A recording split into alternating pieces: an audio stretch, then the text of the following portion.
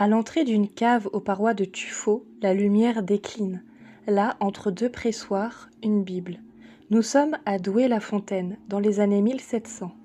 Ici on prie, mais en silence. Dans les entrailles calcaires du Maine-et-Loire, une autre histoire de France s'est écrite à la lueur des chandelles, celle des protestants qui, après la révocation de l'édit de Nantes en 1685, ont trouvé refuge dans les galeries troglodytes pour perpétuer leur foi interdite. Entre Saumur et Douai-la-Fontaine, les caves creusées dans le tuffeau sont devenues des sanctuaires secrets, témoins d'une résistance spirituelle méconnue. Ce reportage retrace l'histoire de ces assemblées clandestines, révélant comment la foi s'est littéralement enracinée dans la pierre du Saumurois, une plongée dans les profondeurs de l'histoire religieuse française où l'architecture troglodytique unique de la région a servi d'écrin à une foi persécutée mais inébranlable. Le protestantisme s'implante précocement dans le Saumurois dès le XVIe siècle. En 1593, l'Académie protestante de Saumur est fondée, devenant rapidement l'un des centres intellectuels les plus rayonnants de la Réforme française. Cette institution attire des étudiants de toute l'Europe, faisant de Saumur un phare de la théologie réformée. Philippe Duplessis-Mornay, surnommé le pape des Huguenots, gouverneur de Saumur de 1589 à 1621, favorise cette implantation.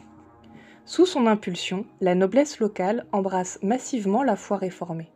Les châteaux du Saumurois deviennent autant de foyers protestants rayonnant sur les campagnes environnantes. Dans les villages, les pasteurs itinérants organisent des cultes dans les granges, créant un maillage spirituel dense. Cette présence protestante, profondément ancrée, explique pourquoi, même après 1685, la région demeurera un foyer de résistance religieuse particulièrement vivace. Le sous-sol du Saumurois recèle un trésor géologique unique, le tuffeau. Cette roche calcaire tendre, formée par l'accumulation de coquillages fossilisés, se creuse facilement. Depuis le Moyen-Âge, les habitants extraient cette pierre pour construire leur demeure, laissant derrière eux un réseau complexe de galeries souterraines. Ces cavités naturelles et artificielles offrent des conditions idéales pour la dissimulation. Les caves à plusieurs niveaux, les accès multiples et discrets, l'acoustique particulière qui étouffe les sons, tout concourt à faire de ces lieux des refuges parfaits pour des assemblées clandestines.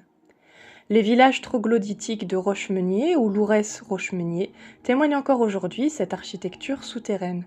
Ces maisons sous terre abritaient des familles entières, offrant fraîcheur en été et protection en hiver. Quand la persécution religieuse s'abat sur les protestants, ces refuges naturels deviennent des sanctuaires improvisés.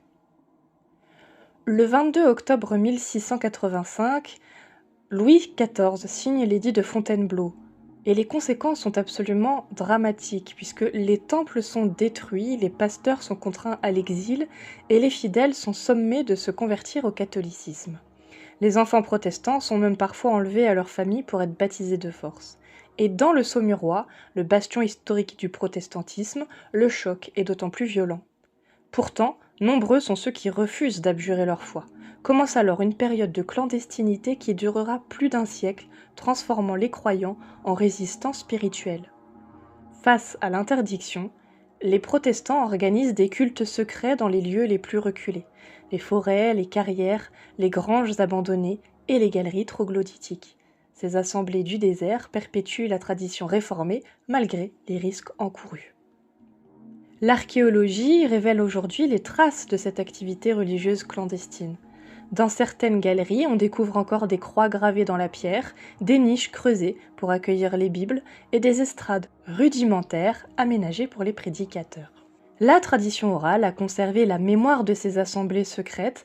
Dans les villages du Saumurois, les anciens racontent encore les histoires transmises par leurs grands-parents. Ces messes dans les caves où l'on priait en patois pour déjouer les espions, ces fuites précipitées quand arrivaient les dragons du roi. Les récits évoquent aussi les drames, les dénonciations de voisins, les arrestations en pleine prière, les condamnations aux galères. La mémoire collective a retenu le nom de certains martyrs, comme ce pasteur itinérant pendu en 1703 pour avoir célébré un culte dans une cave de Douai-la-Fontaine. Mais c'est surtout la ténacité de ces hommes et femmes qui frappe dans ces témoignages. Malgré les dangers, malgré la peur, ils ont maintenu vivante la flamme de leur foi. Dans l'obscurité des galeries souterraines, ils ont fait jaillir une lumière spirituelle qui n'a jamais vacillé. Il faudra attendre le XIXe siècle pour que les protestants retrouvent progressivement leur place dans la société française. Dans le Saumurois, de nouveaux temples sortent de terre, remplaçant les sanctuaires souterrains après l'édit de tolérance de 1787. Mais la mémoire de ces décennies d'ombre ne s'efface pas. Les communautés réformées de la région entretiennent pieusement le souvenir de leurs ancêtres persécutés. Des plaques commémoratives marquent aujourd'hui l'emplacement des anciens lieux de culte clandestins.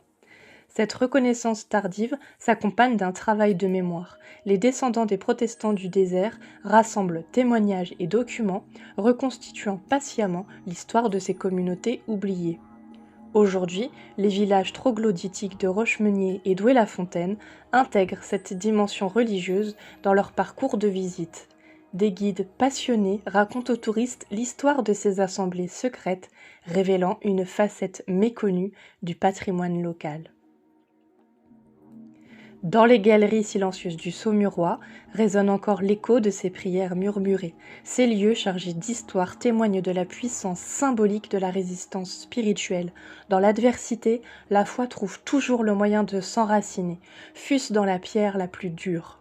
L'histoire des protestants troglodytes du Maine-et-Loire nous rappelle que derrière chaque patrimoine architectural se cache souvent une mémoire humaine. Ces caves, ces galeries, ces sanctuaires improvisés portent en eux les traces d'une époque où croire était un acte de courage.